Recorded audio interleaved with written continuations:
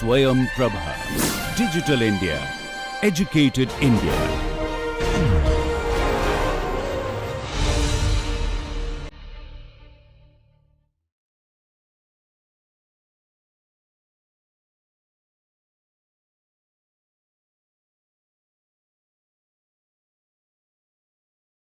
Today we are very excited because we have a very special guest.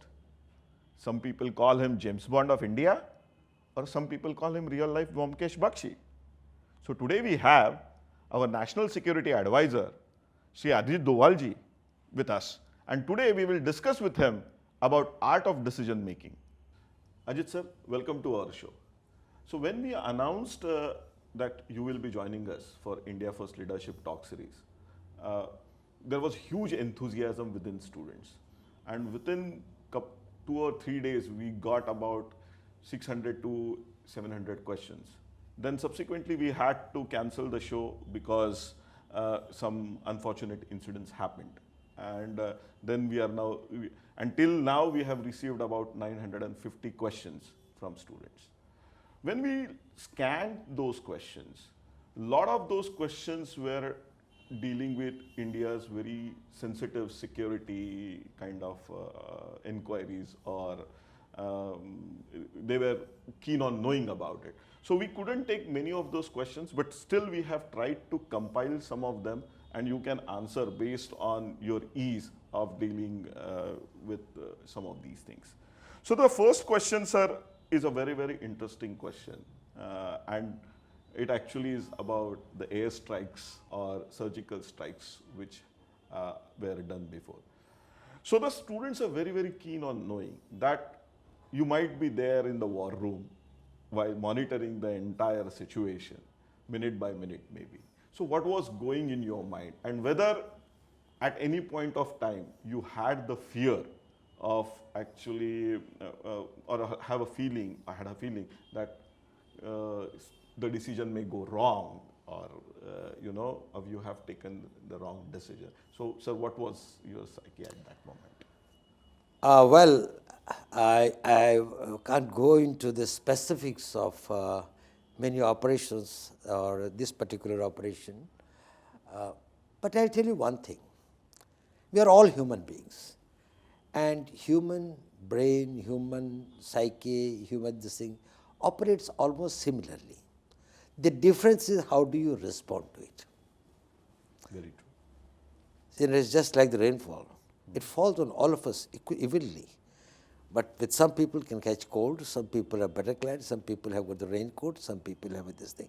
So the important thing is, whenever you take major decisions, whenever you take vital decisions, there is always a sense of anxiety, uncertainty, because you are not a crystal gazer, you cannot tell the future. And you get to know whether the decision was right or wrong only after the event is over. So the die has been cast. But more important thing is, how do you cope with that? How do you plan for that?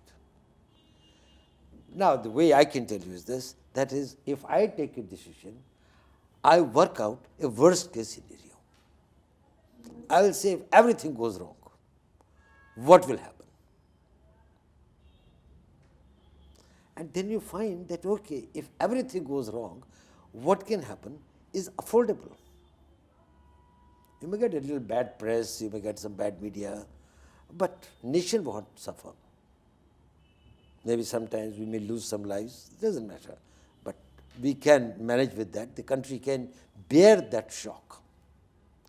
After having worked out the worst case scenario, you try to improve on that.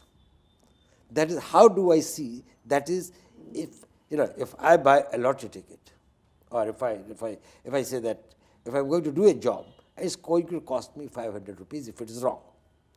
But I say, how can I reduce the cost? So you start making preparations to make it more affordable till you bring it to the point where you think that the risk is worth taking, which requires time, which requires preparation, which at times in our job requires technology, superior intelligence, and all these things. So, the point I was trying to make is that to deal with fear,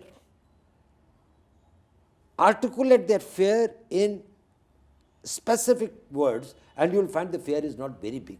It is not as big as you are really worried about. It is much less than that.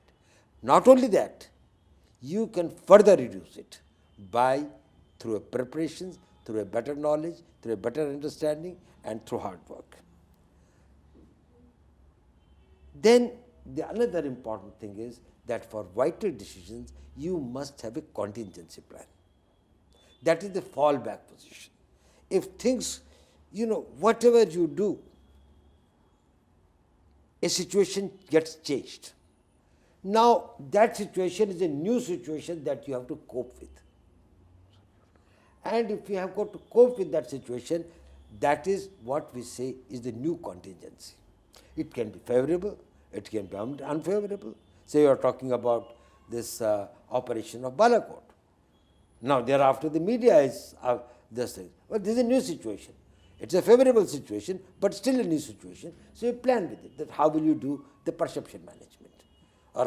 Or then there will be an international decision. So you will work out, that is, what will be your contingency plans. After the old one is over, favorable or unfavorable, a new situation will emerge, and then you have got to deal with that. So I think thereafter, the fear level becomes very low.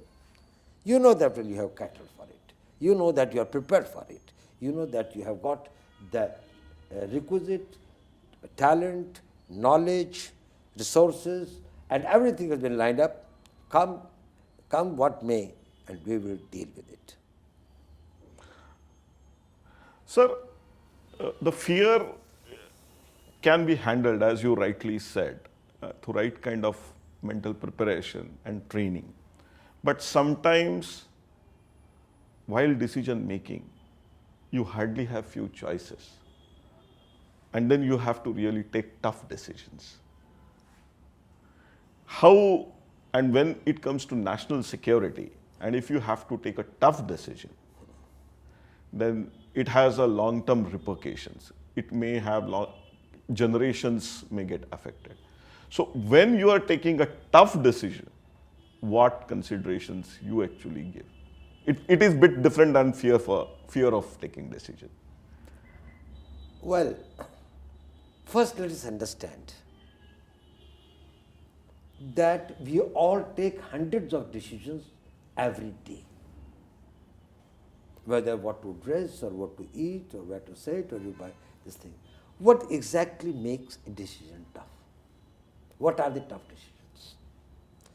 Tough decisions are where the consequences are going to affect a large number of people for a long period of time. The risks are high because some of those wrong decisions may change the course of history. Like say, when India got its independence and the merger of the states was going, a decision was taken, that is, let us go to the United Nations, because from the Pakistani side, the masqueraders have come with arms and others. Rather than taking them headlong strongly, we thought that let us go to the United Nations, and thereafter we got into a situation where it became internationalized and we could not, the Pakistan occupied Kashmir, liberate it. So that was a decision that has got a long-term consequences. Even till today, all the problems of Kashmir are because of that. Otherwise, 535 states had been merged with India. So it was also one of the other princely states which had merged with India. But since we had taken the decision to go to the United Nations, and thereby we found it difficult that the UN position was not something which was in consonance with our national interest. So how do you take the tough decisions? The first thing is that you must have clarity of objectives. Take out all adjectives, all adverbs. It should be only the nouns and the verbs. Make it as small and as simple as possible. Don't say we are going to fight terrorism. That is not the objective. In this particular case, say that we are going to neutralize on such and such date, such and such person, or such and such module, or such as this thing like that. That is a specific course of action about which you have got a clarity. And when that happens, this is the next thing that I have got to do. So your objectives must be very well defined. We normally, particularly the Indian mind, gets bogged down with a lot of philosophies, thinkings, thoughts, worries, anxieties and others, but on the focused, it is not very clear about its objectives. After that, you must do an objective analysis of your strengths, of your circumstances, of your limitations, of the resources available, of the possibilities that can happen. Now, when I say objective, it is very, very important. And that makes, say, in my case, I never take a decision. I ask myself some questions. Am I angry? If I am angry, I never take a decision. Because normally, you are not taking an objective decision. Your objectivity suffers when you are angry. Am I afraid? If I am afraid, my decisions are not objective. The security of my life becomes more important for me. So my decision will be affected that after this, whether I will come alive or I will be dead. So I will say, okay, I will wait for another day. I will take a decision tomorrow. When I have sublimated myself, that no, it doesn't matter. If I die, I die. I am prepared for that. I have made arrangements for anything that I care for or anything that is my responsibility.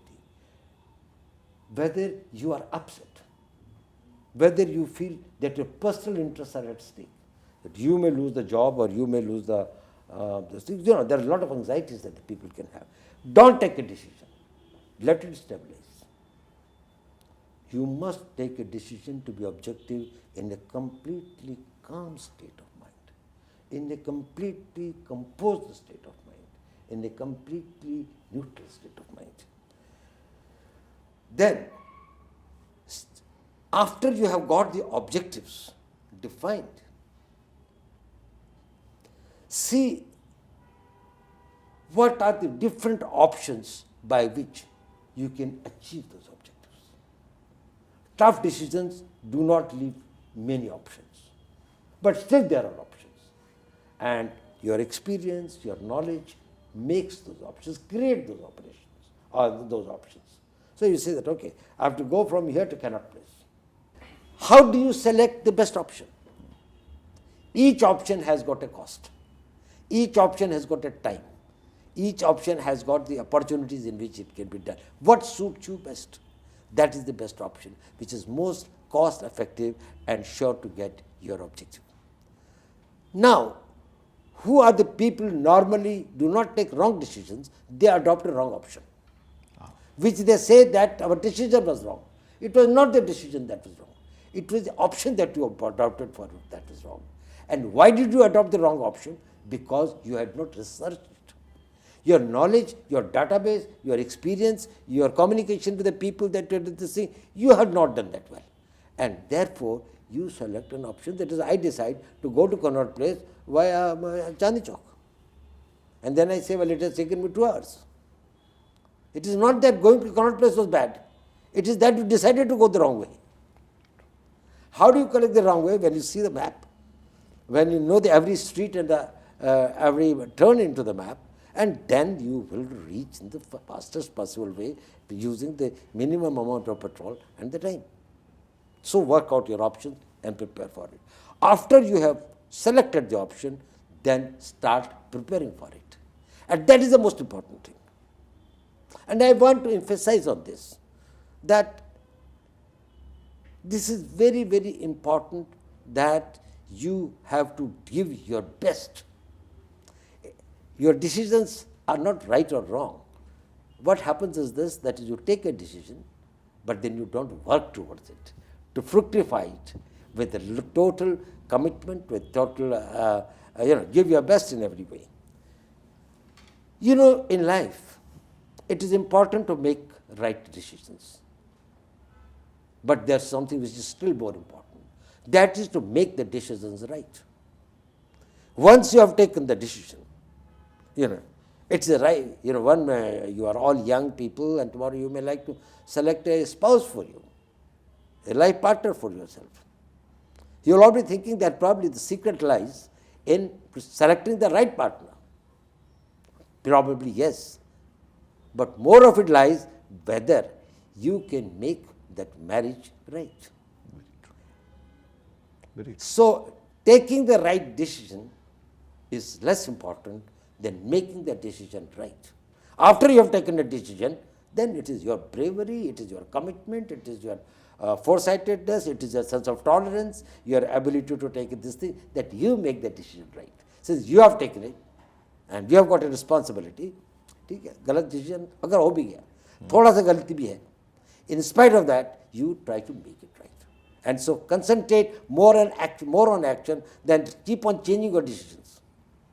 If you have taken a decision, go ahead with that.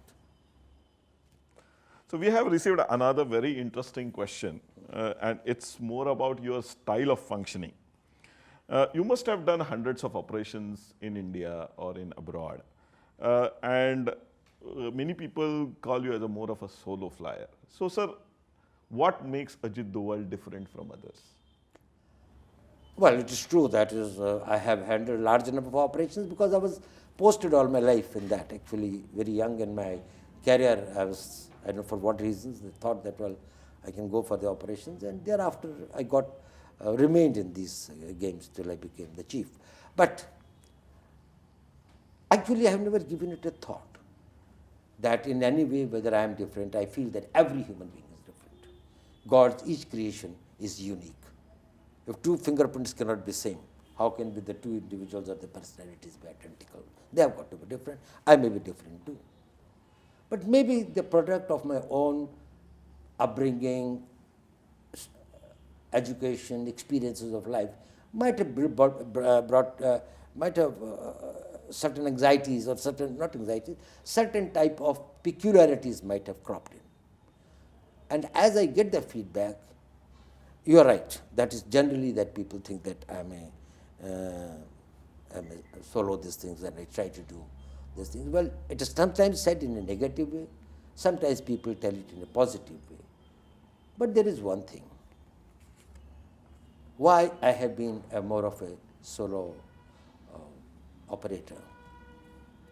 I think that, well, I can probably know my circumstances. What I can risk, why should I make others risk? Their circumstances, maybe that they will do it by their orders or by this thing like that. But when I do it, it is my belief. Let them do the things that they believe in. So for me, a very strong belief or a commitment in what I am going to do, I know that I will be able to do it. He may be doubtful. And in Sanskrit we say, Shanshayatma Vinashaya. If you are in doubt, you will never succeed. Particularly an operator. So whatever I do, I am never in a doubt. I know I have decided to take this path. I have done my due diligence. I have done the research. I have done the thing. I have prepared myself. I have equipped myself. And thereafter, I will do that. So there are some people that will be fine. That will, they will take it as an order, but their commitment and their belief level is not same. Secondly, I would not like others to take the risks for which totally my creation, my mess. I can a lot of things are talked about, these things that some books have been written, Mr. Marva has also written about it. That is when we had a lot of these things in Golden Temple. And about 300 terrorists with this thing had gone inside, and then they were committing these things, others, and going inside. And then we had to take this thing, the Operation Black Thunder. At that point of time, well, somebody had to go inside with whatever cover, with whatever identity. And while I was the head of operations, I don't have to be this myself, I could have to. I know that the chances of his survival are very little, particularly when you go for a long period and come and go again and again. So, they told me that, well, sir, we will accompany you. I said, nobody will accompany me. I will become more vulnerable if somebody is with me. There is another thing, in intelligence operations, you are the safest if you are alone. Because nobody can contradict you. Even if you are caught, it is your lies that will pass off. And if you are too smart and intelligent, you will be able to take them around and think, you do not know what the other man is at. Not that he is wrong, but he is different. So they can find the loopholes. But anyway, being solo fighter is one. The other thing that has been this, which has been talked about me, is that there is a lot of surprise in the operations that I take. There is one, this thing in which I had been working is, I never repeat the same thing twice. I have never, I think, I started this racket when I was in my 20s, and now I'm 75. I have never done anything twice. I always liked doing everything differently, as if it's the first thing that I'm doing. Every operation, whether big or small, is the first of my life. So I do it with that spirit of a new child, as he starts it. Because then you do not depend and you do not have any assumptions. If I was lucky last time, what is the guarantee I'll be lucky this time? Validate your assumptions again. This is the task, small. If I have to, just because I made the biryani very good yesterday, there is no guarantee I will do it today as well.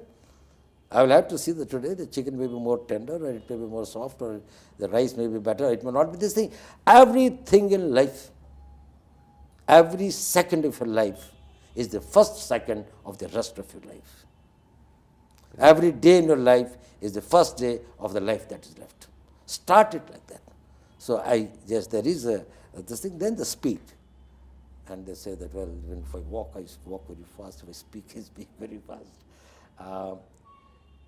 I think that if you can, even if there has been an intelligence leak and your adversary has come to know about it, by the time he analyzes it, by the time he understands it, if you have got a speed, you have got to defeat him. By days or by hours or by minutes or seconds, he will get you, but he reached there only a couple of minutes later. You're out from there. So be fast to hit and to quit. So speed is that is important. very relevant to what we Don't get into too much of a procrastination and this thing like that. It's a speed.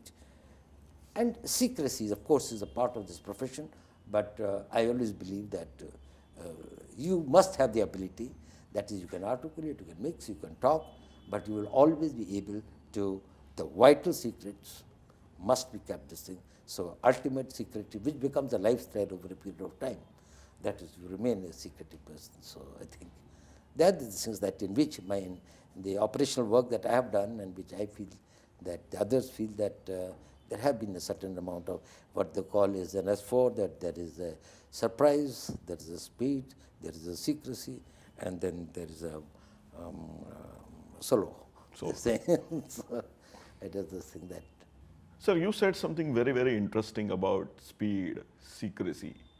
So it actually evolves from psyche also, what kind of psyche a person has developed over a period of time. So would you like to share with us few events in your life which has actually helped you develop this psyche? Well, there is no event which I manufactured or which I planned that it will affect my psyche. The things that you plan, they don't affect your psyche because you planned for it. Things that affect your psyche is something that happened and you have not planned for it, and then leave a mark. If I recall, I think, in a way, I had little troubled childhood. My father was an army officer, and I was born as a son after his this thing, the whole family. I was the son after a gap of, say, 40 years. Oh. And I had a lot of boys, and then I had sisters. So I was very pampered. And my grandfather and my mother and everybody felt that. So I became a very pampered child. To some extent, a spoiled child, as it happens. So my father sent me to a boarding school. So I went to a military school. I was about 8 years that time. So I left my home at the age of 8, and I went to, at that time it was known as King George's Royal Indian Military College, later became King George's School, and now it's known as a military school. That is when these things in my life, from the coziness of the house to the loneliness of a boarding house, I developed a saying. I used to weep for long hours after it was dark because you were sleeping alone. But soon I learned, in this life you have to be alone. And you have to find your pains, your pleasures, your comforts, it's all in you. So you have got, so I became a loner, which I remained and which suited my profession. But it also made me this thing that I am responsible for whatever I do. If I get beaten up by the other students, it is because I have not been able to manage them well. And if I got this thing like this, so that is the first event in my life, which when I see in the retrospect, that is, gave me this thing that if I have to do a thing, I have to do it alone. If I have got to be self-dependent. And everything that I do, I am responsible for. Everything that happens to me, nobody else is responsible for that except me, good or bad. I have got to bear the consequences. The second was that school had a very strange motto, which still is, they have not changed it. It's a very, very old school, the military school, it has got still. Play the game. They used to think that, well, it's more important that, the students were brought there in very young age. They must learn to play the game and inculcate certain qualities which come through this type of game. And every child was allotted some game. So I was in the Chetwood house in this thing, and then when the selection started for this thing, some people were taken for football and some for hockey and others. I was this thing for boxing. Boxing. It's a very interesting story. Anyway, school level, everybody plays, so I was also there. I was a reasonably good school-time boxer and everything. But he was also my house teacher and also these things. He told me one day a story. He said, do you know why I selected you for the boxing, this thing? He said, you have got a very unique quality. I was, of course, at that, when you are very young at age, nobody knows who you're tall, who you're short. So all are short of this thing only by small inches or half inches, something like that. So you don't have this thing.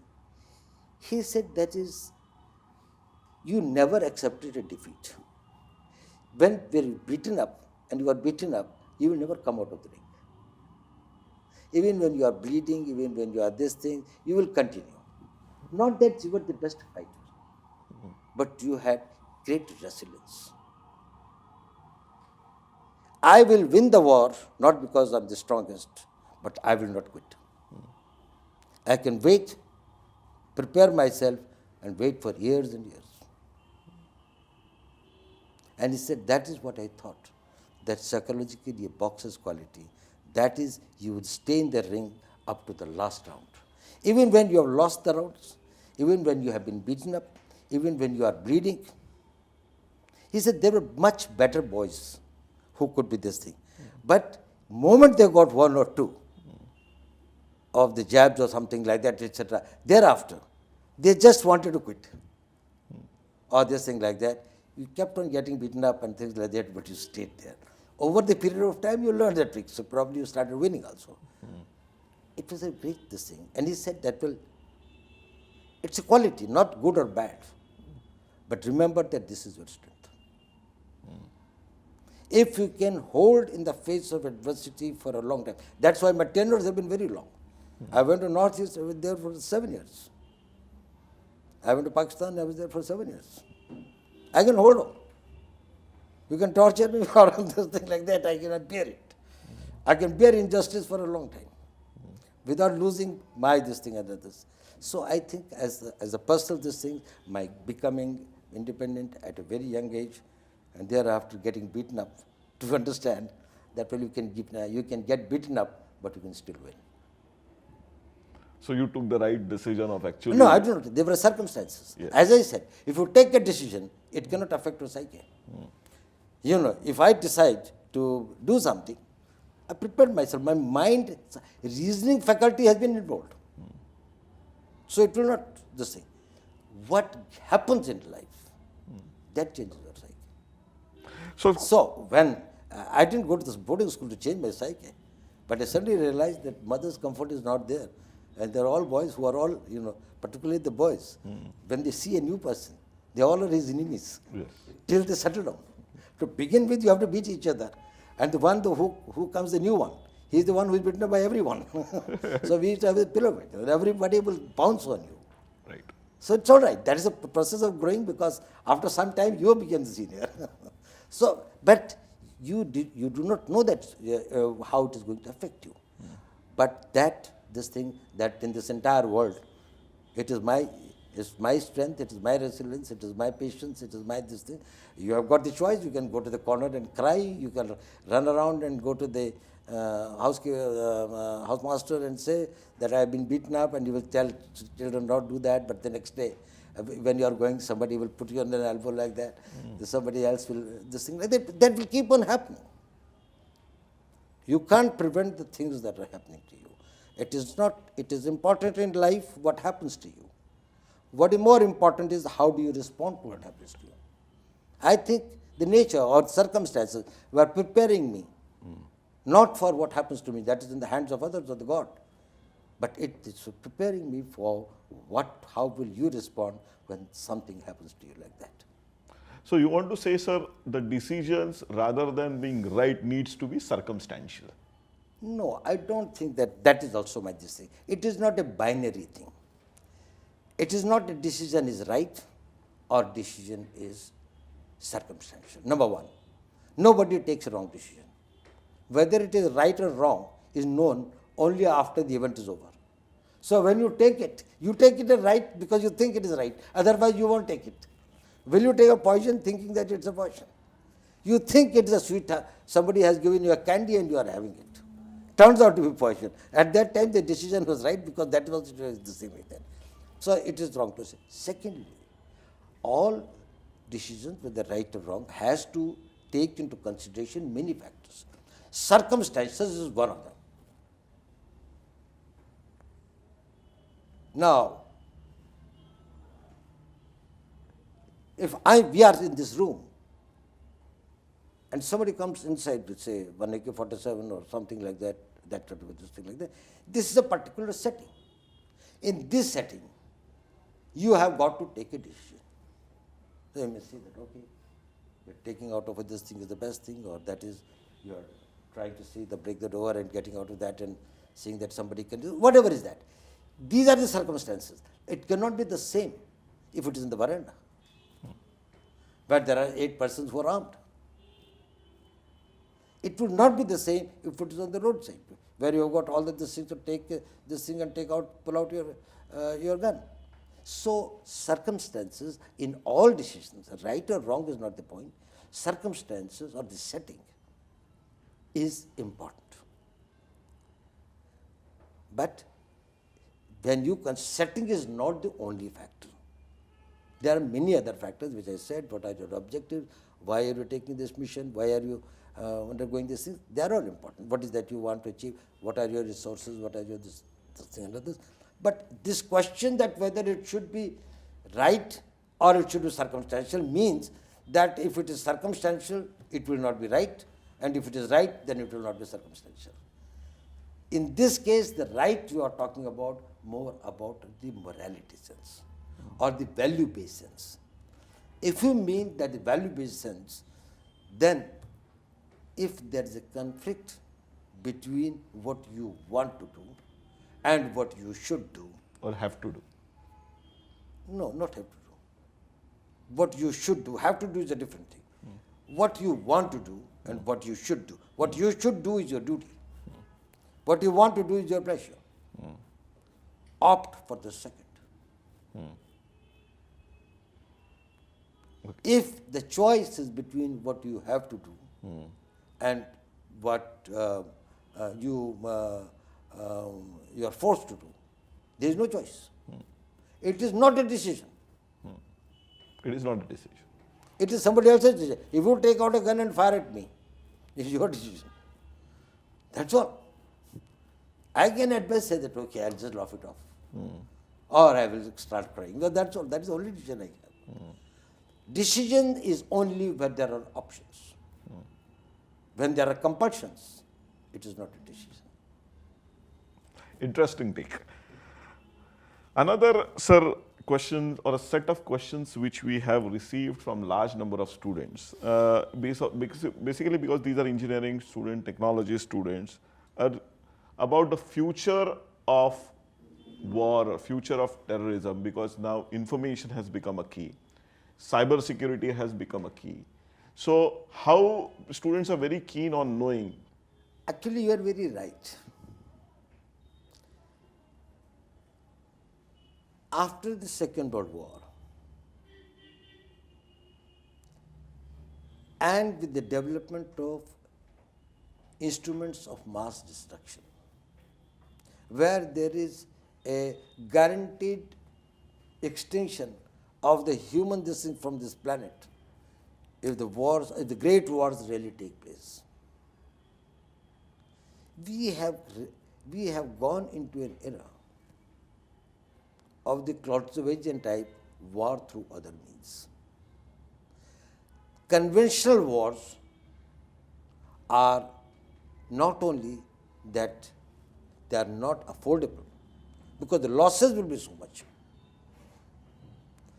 If any major country is going to have a war, or if there are countries or the major countries who are going to involve with the nuclear weapons and others, it will be a total extinction. It is not the Hiroshima and Nagasaki anymore. They were hardly the weapons of any of these things of the potency that we have got today. That is one factor, that the wars have become unaffordable in terms of losses. But there is another more important factor, that they are increasingly becoming ineffective instruments of achieving your political and military objectives.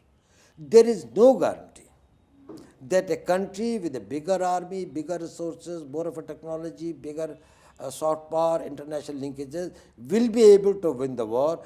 The great power like Soviet Union got defeated from the Mujahideens.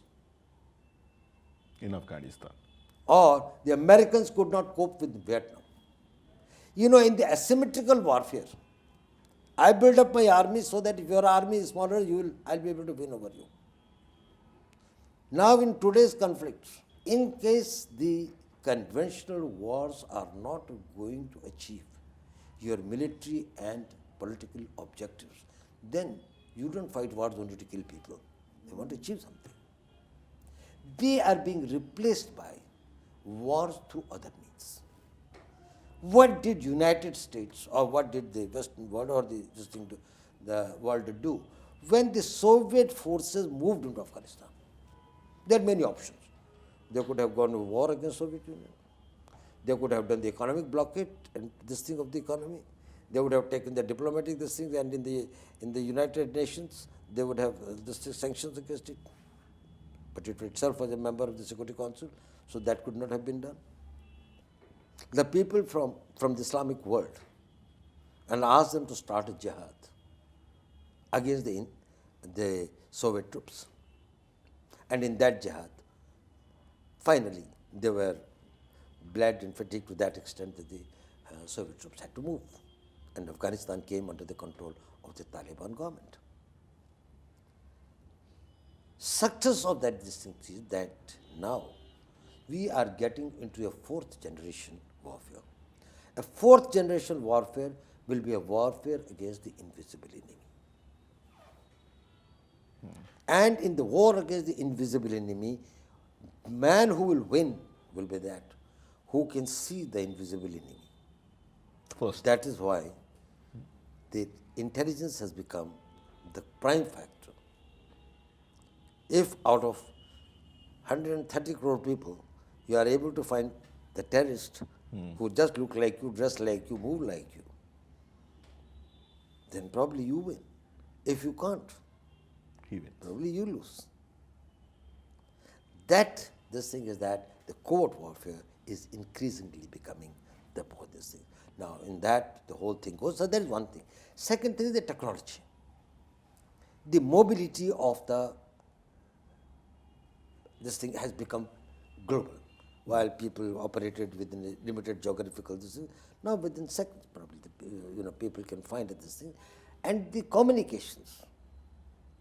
And they can maintain the secrecy of the communications because they can devise new and new methods of these things. There are mobile phones, or probably 50 years back when I joined this thing, well, there was no mobile phones, or there is nothing like that on the internet connectivity or the cyberspace you talked about. The whole domain, cyber is a frontierless domain.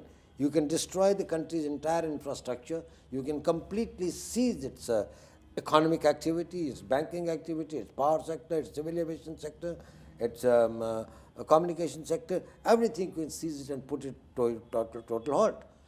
Even on in addition to that, now we are in the warfare, in a stage of electronic warfare. In the electronic warfare, if the plane takes place, I can divert its direction if I know the course of this thing like that. Even the pilot will have no control over it. So, in case I can have a penetration into its into the code and this thing like that, because it's all being electronically managed. This is not so much of the jacksticks, even the ejection of the weapon systems. The communications and these things are, even the signals it is getting is from the radars. Even that is, if you can disturb it, change it, modulate it, or amend it, probably you can have this thing like that. So, this is going to have an increasing role in the coming type of the conflicts, and that is why it becomes increasingly important that we are able to cope with these type of challenges. So when we are talking about technology, emerging technology, I think the youngsters, the students are at the forefront of technology, actually trying to do large number of things. And now with India's impetus for innovation, which we are also championing in big way. Sir, whether any time in your operations, whether you have used any products which were developed or conceptualized by students, or actually they were the people who were driving that. Something like in movie Uri, they had shown that some drone was used by the NSA in that movie. I don't know, the movies are movies, I don't know, comment on that. But I'll tell you one thing. Basically, in the intelligence domain, they have got their own technology, these things. They hunt for technologies. They try to find out what is available or who are the people. They try to get it through those sources, but do not make them as an integral part of the organization. So even when that technology is acquired, the people who are parting with that technology or with those equipment may not be knowing who is the actual user and why they are using it, why they want it. Whether they are going to use it as it is, or they will modify it, or it will be a part of some major component and others, and that is necessary for the secrecy of the organization. But as an NSA, my job is not actually, I am not an intelligence operator anymore. I gave up that profession long back. I have found, and I have been deeply impressed by the knowledge, by the vision, by the commitment, and the interest of our younger generation, their belief and faith in themselves. There was one group, there was one Indus group which came to me some time back, and they said, well, they want to distinguish their own satellite, I think the Google, they had started a competition, international competition. Yes. You know about that? Yes. This thing like that? And they said that then they qualified, and then they qualified, and thereafter they were shortlisted, and there were only 10 left. And they continued with that, and they said whether we can help them a bit. I tried to this thing, but there are certain complications, and they also developed some complications of their own. But still, they did very well. Similarly, with IIT Madras, I think we had this thing, and then I told the DRDO, because we found that they were making some very good this thing, which as drones in the left-wing extremist areas, we found it very useful. So I do feel that there is a promise. I do not know in what way the intelligence agencies can make use of them, But in the security field, in the defense, in the DRDO, in the other areas, I think we are making substantial use of them and we should continue to make use of them.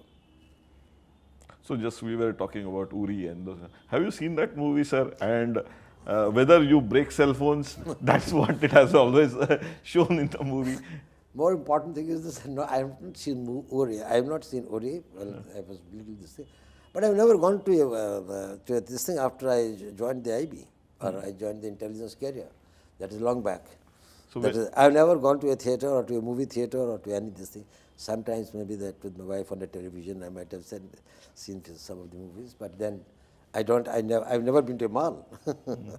So, and naturally I don't have any social lives because I'm not supposed to be too visible, and by the time I got into a life which was open life, it was too late for everything. But I have not, and I don't break this thing. But more important point is that in today's security domain, communications are the easiest to infiltrate and penetrate, to compromise you. And communications are the one which is the biggest asset which can give you the speed and others. I can only tell you one small secret. I don't use mobiles. I don't have any mobile. I manage without that. Well, people may this thing that well, how do I manage without that? But then I know it is unsafe. Just I don't use computer. I mean, it's computer for internet. I use computer as a typewriter. I use computer as a this thing like that. But I don't maintain any these things with the. I don't correspond with anyone on computers. So, sir, you said you don't use cell phones, you don't use computers for in big way in that sense. For communication. For communication. But there are large number of your profiles on social media and on Twitter. So, sir, what's your take? And large number of ideas are propagated as your ideas on many of these platforms. I have got no social media account. I never had one till today. All of them are either well-wishers or fake or anything. But I think I would like to tell my audience that is, please don't mistake everything that goes by Ajit Doval's Facebook account or Twitter account and others. I have none. And maybe that someday I may have it after I'm not doing anything in the government or something. But I don't have any, and I have got to know these things. So, but so you write articles, you write blogs, or you don't write. So how many students would like to know how they can listen to your views on a particular topic? You know, there was a period. I retired as the chief of IB in 2005. And then I established a think tank which is known as the Vivekananda International Foundation. Until 2014, I got this thing like that. I started it from a scratch, and then it was this thing in Chanakapuri now. And during that period, I wrote something. And during that period, I also gave some interviews. And I also delivered some talks. That was this interregnum that I did. Except that there is no authentic these things about what I have said. Probably your channel as an NSC, I don't remember, maybe once or twice. In the last 5 years, this is the only one that I'm coming in public again. I do not know, maybe sometime else, maybe small event.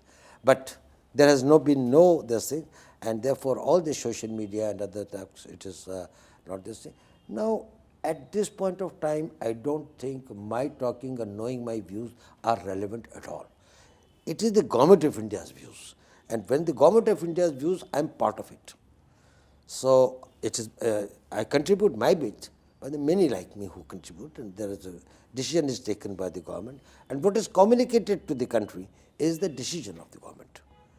And it is the decision of the Prime Minister Modi in most of the cases, since I am his advisor. So as a country's national security advisor and as a advisor, thing like that, I may advise him, but the decisions and this thing is of the Prime Minister, and it is the Prime Minister's ideas which come before the public and should come before the public, and that is the official position. My own views don't really matter. So, sir, coming to the last question, what you will advise our youngsters out there who will be watching this interaction with a lot of enthusiasm? about how to handle their future and how to actually make India more safe and a secure place to live. You know, I think that our youth is so well informed and our youth is so highly motivated. That is, I do not have to give them too much tips about the knowledge inputs. Probably they browse through this thing, that they all know where are the opportunities, what are the suitable, this is what are the openings. But I tell them something about their attitudes that can make life very happy. So it was really pleasure talking to you. Thank you. Thank you.